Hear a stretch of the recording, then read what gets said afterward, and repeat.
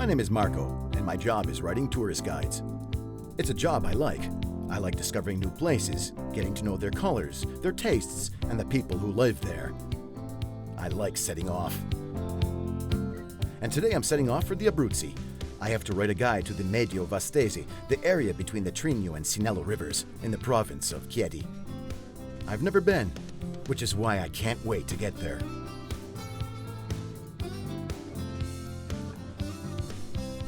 These hills are so green because they are crossed by three rivers, the Sinello, the Trigno, and one of its tributaries, the Treste.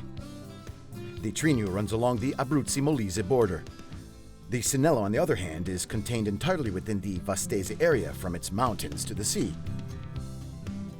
And my journey in the Medio Vastese starts here, in the Sinello Valley, in the towns sheltering on the hills that dominate it. Ancient villages born in the Middle Ages because of the strategic positions they occupied. Villages with an ancient history whose traces are still clearly visible. For example, in the Baroque portal of the Church of the Immaculate Conception in Guilmi. During the early Middle Ages, this was a strategic point of control for the Lombards. In Casalanguida, too, it is possible to find traces of the past. For example, in the Fountain of San Rocco, made entirely from calcareous stone. Or in the beautiful church of Saint Maria Magdalene, built in the end of the 19th century and recently restored. Rocca Spinalveti, 740 meters above the sea level, is the highest of these villages.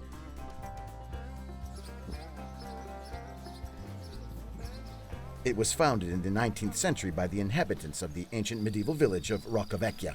That village, built at 1,145 meters, overlooks the whole valley.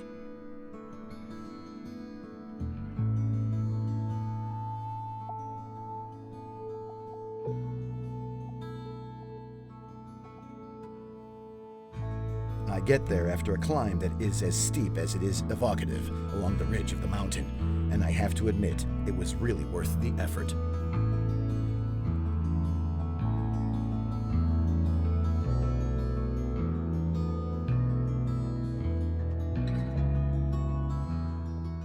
Here, the ruins of the houses mingle with the rocks of the mountain.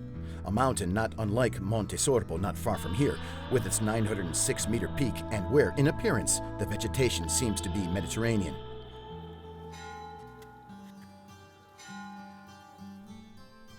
Such a rich and ancient land has a cuisine that is equally rich and ancient. Here, the tradition of the pig has become a real cult.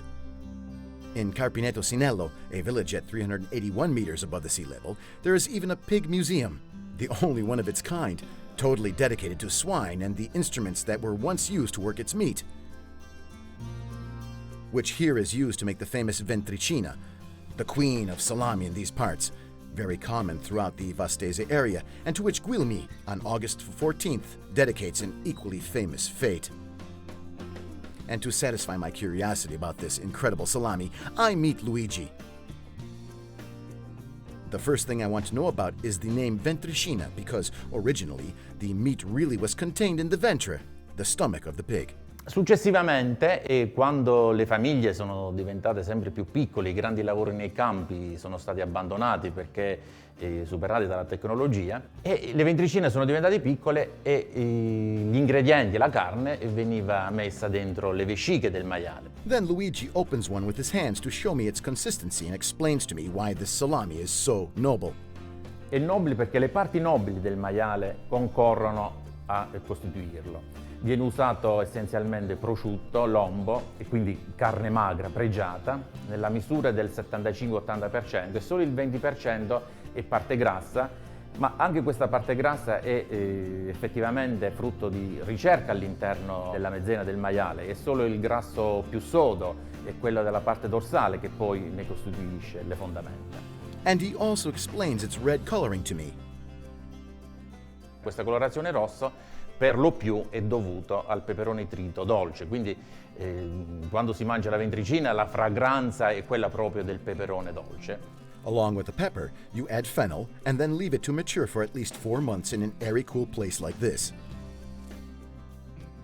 Ventricina is so highly thought of that in the 40s, during the war, it was used instead of currency. Non girava molto denaro e quindi i contadini e gli allevatori locali del Vastese erano uso portare queste ventricine per ottenere favori. And tasting it, I can say that a ventricina was undoubtedly worth a big favor. But the hills of the Alto Vastese are also covered by immense stretches of pasture land where sheep and cows graze freely. And this is why their milk is used to produce an excellent caciocavallo, a yellow cheese, like the one Alberto, a local producer, lets me try.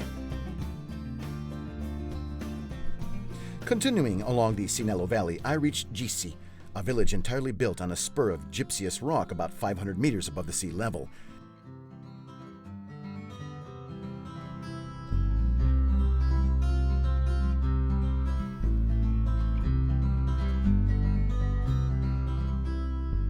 Here in the church of Santa Maria Assunta, I find a valuable organ from the end of the 17th century. Furci dominates the valley of the river Treste. In the center of the ancient village, this lady, though she is very busy, kindly shows me the way to the church of San Sabino, bishop. It is she who tells me about Blessed Angelo, the famous theologian born in Furci in the 13th century, to whom are attributed miraculous powers. Not far from Furci, still in the Treste Valley, is San Buono, where the powerful Caracciolo princes lived, lords of these lands for over 5 centuries.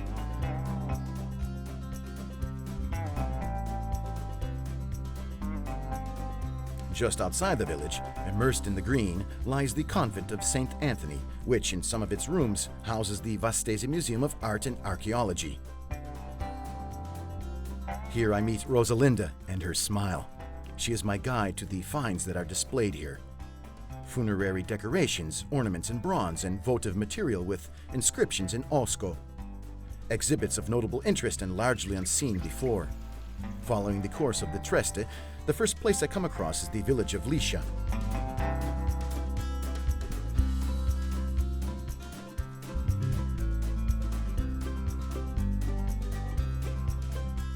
Right on the hillside above the river rises the sanctuary of the Archangel Michael. The small cave inside it is at the center of the legend that tells of a herdsman who, following a young bullock that disappeared every day, found it kneeling at the spring in front of the Archangel Michael.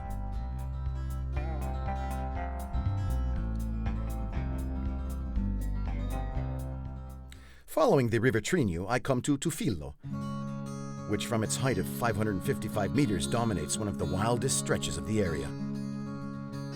In the center of the village, I meet 2 old men who invite me to visit the church of Santa Giusta, with its beautiful portal, the result of the union of various elements from different eras.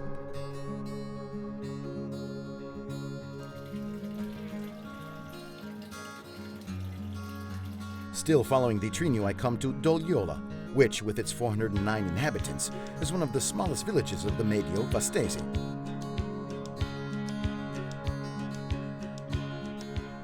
The first documents about the village's origins are from 1115, when the village was donated to the abbot of the Benedictine monastery of Sant'Angelo in Cornacchiano. In a central position compared to the other villages I've seen so far is Palmoli, which stands out at a distance thanks to its castle.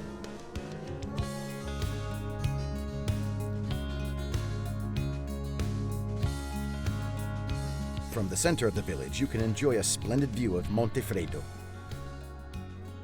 characterized by the presence of Mediterranean beech trees and rare species of flora such as the Valencia coronilla.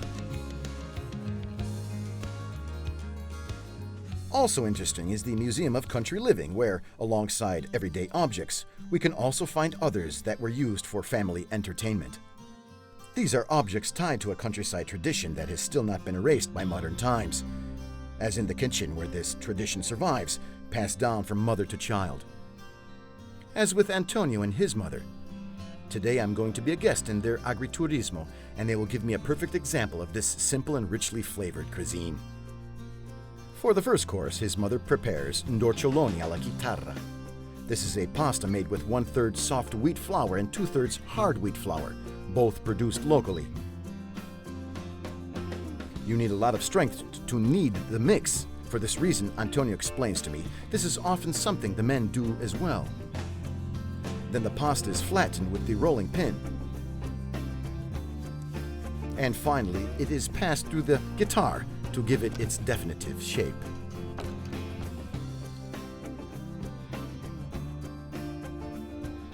Ecco qui, quasi pronto l'endolcio, anzi sono prontissimi. Abbiamo fatto questo sugo con castrato e papera muta. Diamo una bella spolveratina di formaggio.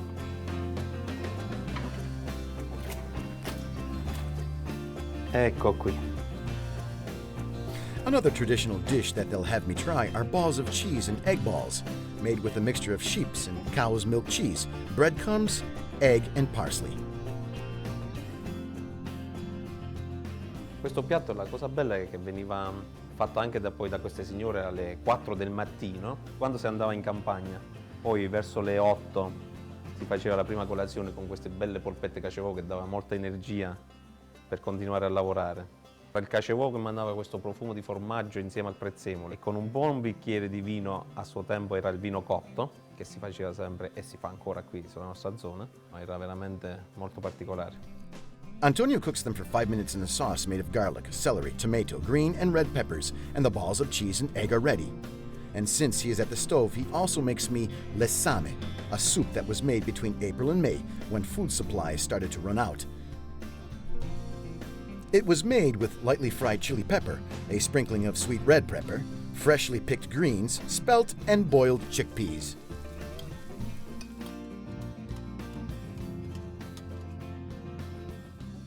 Questa ricetta tanto si faceva in quel periodo lì perché si rastrellava tutto quello che rimaneva nelle credenze praticamente, e quindi se c'erano un po' di fagioli, un po' di ceci, le lenticchie in questo caso, e il grano che è il farro. Si raccoglievano un po' di verdure e si mettevano tutti insieme, era per fare l'abbondanza, perché le famiglie di una volta erano molto numerose e quindi bisognava portare a tavola qualcosa da mettere nello stomaco. È una ricetta veramente molto povera che oggi viene molto apprezzato e degustato. His mom is a great cook, but I can say that Antonio has learned to be just as good. I stay for a long while with him and his mother among the tables of their welcoming agriturismo. It is one of the many in the area where, apart from eating well, you can chew the cud and have a rest after a long journey.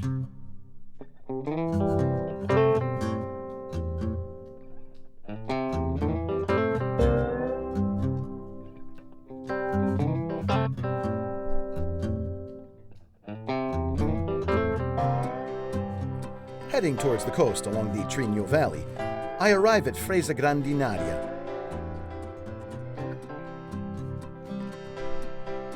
I stop at the little church of the Madonna della Grazia to see the 15th century gilded statue of the Madonna and Child. From here, I head up to the village, where the houses in medieval times were built on calcareous rock.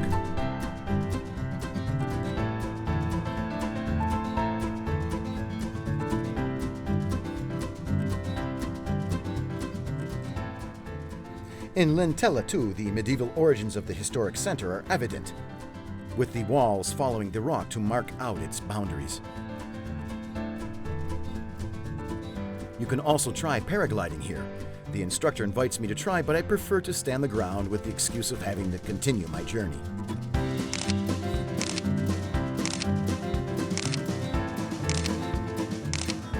I continue towards the sea and reach Cerny, that rises on a hill a few miles from the Adriatic.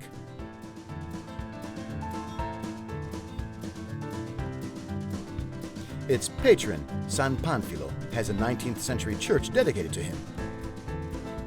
From the early 20th century, on the other hand, is the Agrarian Institute, surrounded by woods and very carefully cultivated fields.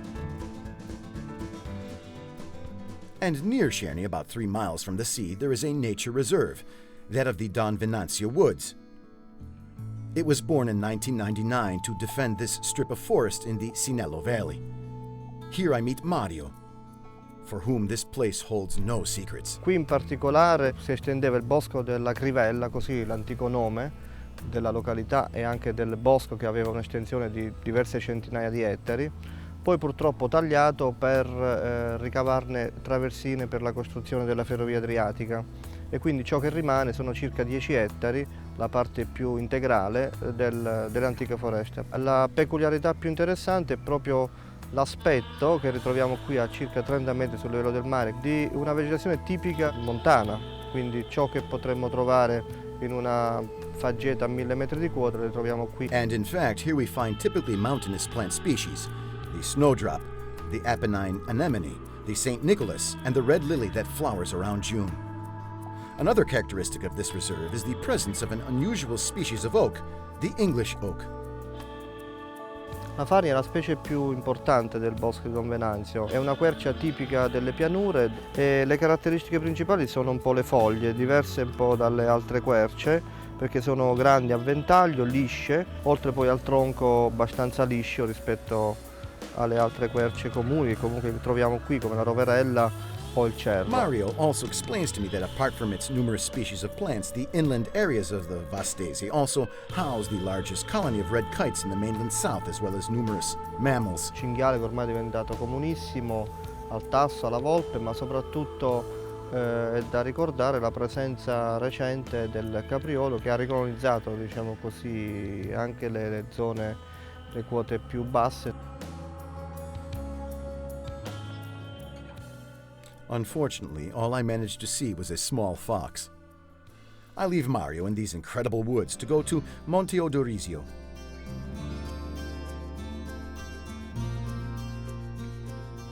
The first thing I stop to photograph is the sanctuary of the Madonna della Grazia, built in 1886 after a spring whose water cures the sick appeared during restoration works. Since then, the water has collected in a well that has become a pilgrimage site. The sanctuary also contains a number of late 19th century ex-votos, one of which depicts an exorcism. Moving up towards the center of the town, you come across the Tower of the Celestines, the only remaining evidence of a destroyed Benedictine monastery.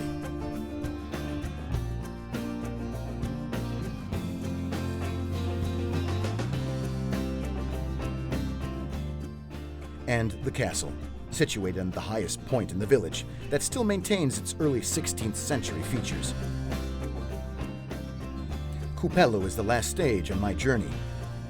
The village is on a hill right above the Vastese coast. With its 4,400 inhabitants, it is the biggest town in the whole of the Medio Vastese. In its historic center, founded in the 15th century by Croats fleeing the Turks, you can admire the Church of the Nativity of the Most Holy Mary. But it is in the surrounding countryside that Cupello has its greatest treasure: artichokes. Known as Morning Star artichokes for their characteristic shape that recalls the medieval weapon of the same name, it forms the basis for many dishes and delicious little conserved artichokes, since they are tender and free of thorns and nap. Here, between the last week of April and the first week of May, they have the Carcio Festa, a gastronomic gala dedicated to this precious vegetable. And on these hills, thanks to the vicinity of the sea and its breezes, grow magnificent olive trees that produce an oil that is delicate, green, and almondy, like the one Giovanni and his father offer me. They explained to me that this DOP oil, known as Collina Teatina, is obtained from different varieties of olive, including the native variety Nebbio, or fog, that gets its name from the pale green color of its foliage that seems to be permanently wrapped in fogged. And they also produce some excellent wine. Pecorino, Trebbiano, and Cococciola are some of the whites, while among the rosés are Cerasuolo, or cherry, produced from Montepulciano grapes that gets its name from its color. But no local cantina would lack the symbol of their local wines, Montepulciano d'Abruzzo DOC, that, if aged for at least 2 years, at least 9 months of which in wooden casks, can be granted the reserve label. And it is with the firm and velvety taste of the Montepulciano in my mouth, with its hints of licorice and red fruits, that I end my journey. In the guide, I will write that whoever is seeking breathtaking views and uncontaminated nature, history and culture, good food and wine, has to come here to the Medio Vastese. In this part of the Abruzzi between the rivers Trigno and Sinello. But above all, I will write that whoever comes here cannot but feel love at first visit.